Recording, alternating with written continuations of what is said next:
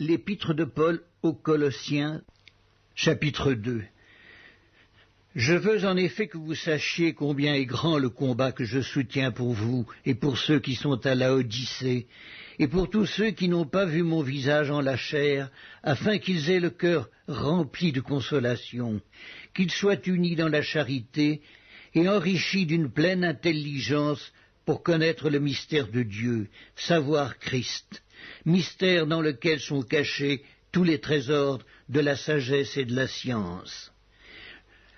Je dis cela afin que personne ne vous trompe par des discours séduisants. Car si je suis absent de corps, je suis avec vous en esprit, voyant avec joie le bon ordre qui règne parmi vous, et la fermeté de votre foi en Christ. Ainsi donc, comme vous avez reçu le Seigneur Jésus-Christ, marchez en lui, étant enracinés et fondés en lui, et affermis par la foi, d'après les instructions qui vous ont été données, et abondez en actions de grâce.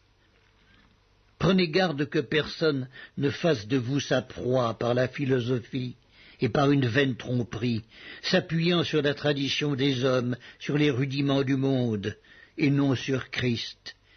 Car en lui habite corporellement toute la plénitude de la divinité.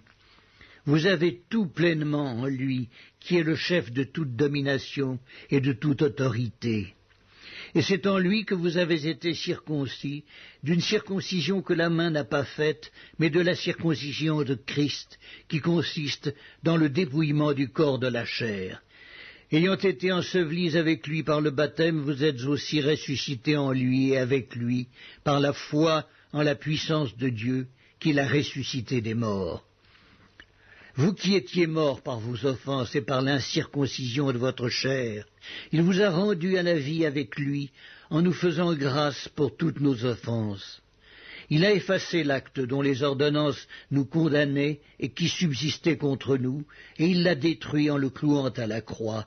Il a dépouillé les dominations et les autorités, et les a livrées publiquement en spectacle, en triomphant d'elles par la croix.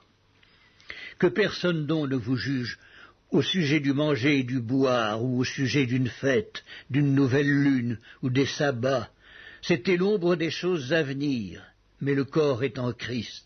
Qu'aucun homme, sous une apparence d'humilité et par un culte des anges, ne vous ravisse à son gré le prix de la course, tandis qu'il s'abandonne à ses visions et qu'il est enflé d'un vain orgueil par ses pensées charnelles, sans s'attacher au chef, dont tout le corps, assisté et solidement assemblé par des jointures et des liens, tire l'accroissement que Dieu donne. Si vous êtes morts avec Christ au rudiment du monde, pourquoi, comme si vous viviez dans le monde, vous impose-t-on ces préceptes? Ne prends pas, ne goûte pas, ne touche pas.